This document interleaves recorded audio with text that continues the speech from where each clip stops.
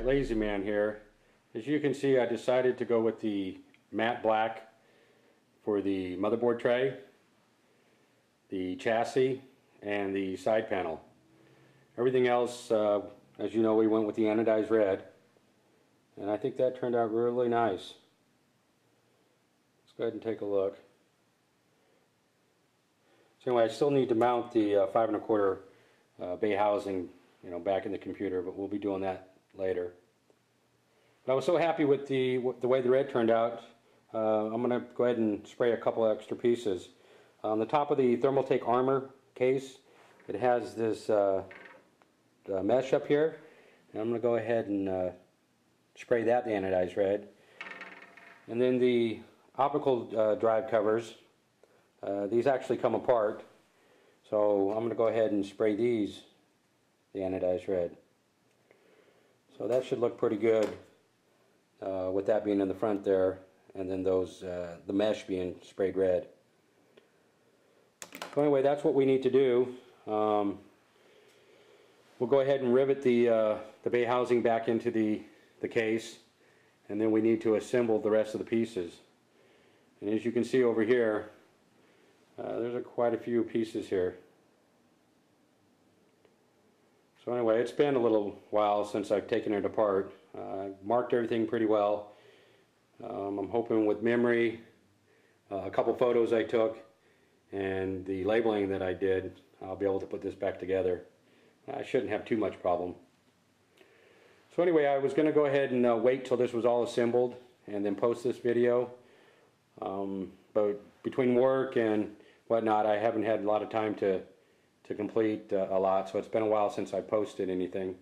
So I'm going to go ahead and post this this evening, and then we'll do another update once it's all together. So anyway, what I'd like to do is I'm going to go ahead and take one of these outside. I want to show you what this red really looks like. I don't know if we're really, being able to see it here in the house, so I'm going to take this outside and we'll see if the sunlight helps us. Alright, I'll be right back with you. Alright guys, we're in front of my house here, and I'm hoping the sun helps and that we can see the way this turned out. And I'm pretty happy with this. It's not a flat red. It's got a little bit of a sparkle to it, but not so much where you would think it was like a sparkle in paint. This may not be a true anodized, but the way it turned out, I'm really happy with. So anyway, I'm going to go ahead and mount this back into the case, and then I'll go ahead and post this for you folks. Alright, talk to you later. Bye. Alright guys, when I was pop riveting the 5 1/4 bay housing back to the chassis, there was something I thought was worth noting. So I thought I'd share it with you guys. First of all, there's many videos on YouTube that show you how to pop rivet. So I'm not going to go into much detail with that. What I did notice on some of these videos is that they tell you which size of rivet to use and the grip range. So anyway, in most cases what we're going to be using is a 1/8 inch pop rivet. That being said, you're going to want to use a 1/8 inch drill bit to drill out the rivets. But when you go to purchase your rivets, you're going to want to know what your grip range is going to be. And as you can see on this one, let me get it closer. It's an 1/8 inch diameter pop rivet, and it's a 1/16 inch to 1/8 inch grip range. And that is this one right here.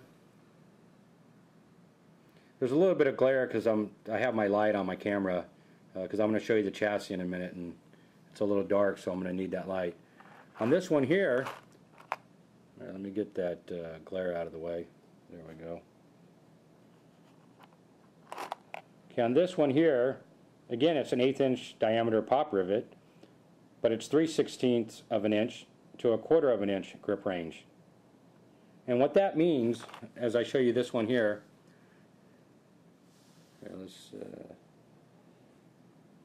okay, the head of that, as you can see, from right here to the tip here, that's the distance in which it'll grip onto the two pieces of metal that you're putting together. If you get them too short, as you can, let's match these up. There, you see the difference there?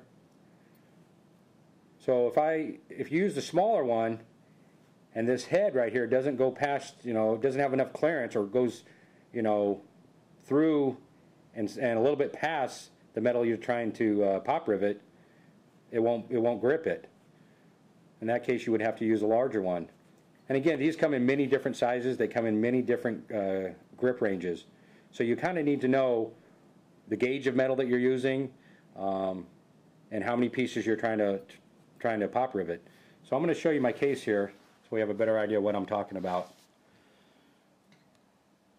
So anyway, if you see right here, let me zoom in a little bit. As you can see, the front of the chassis isn't flush with the 5 1/4 drive bay. So there's a little bit of a gap in there. So even though I knew what the gauge of this metal was and the gauge of the chassis, and I was thinking that I was going to use a 1/16 to an 1/8 inch grip range, to pop rivet this back together. And as I started looking at this and noticed that gap in between there, I knew I needed a larger rivet. And if we can come up here, I have one installed that I haven't cinched down yet. I don't know if we can. Here, let me turn off the light now. See if that helps. No. Alright, you can see that one. It actually goes through the front housing and then through the bay housing. And it sticks out maybe an 1/8 of an inch. You're going to need that little bit of space there, so when you cinch this down, there's some room there for it to actually grip on. If it was like this, there wouldn't be enough room. So as you were cinching it down with the the pop rivet gun, the thing, it may hold, or you may think it would hold, but that's what's going to happen. It's just going to fall out just like it did. So you're going to want to know what your space is, and you're going to want to get the correct pop rivet for that. So anyway, that is my tip of the day, and I hope that helps some of you guys out. For those of you who are very familiar with pop rivets, that's great, but this is just a tip of the day for some of the people out there who are kind of been intimidated about taking apart their case because they don't know what kind of rivets to use. They don't know how hard it's going to be. In my personal experience, pop riveting is going to be one of the easiest things that you're going to have to do when you go ahead and when you actually take it apart. Drilling them out is very simple. Putting it back together and pop riveting it is very simple. The hardest thing that's going to be for someone who wants to take apart their case and paint it, such as I did, is going to be remembering how to put it back together. So if you go ahead and, my suggestion is go ahead and take a lot of photos. As you take things apart, make notes, label things, and, eventually you'll get it back together. So it's really not that difficult, but that will be the hardest thing, is knowing how to get the thing back together. Not taking it apart, not drilling out the pop rivets, not putting the pop rivets back in. Those are going to be the easy things. So anyway, I'm going to go ahead and finish installing this, and then we'll get back with you. All right?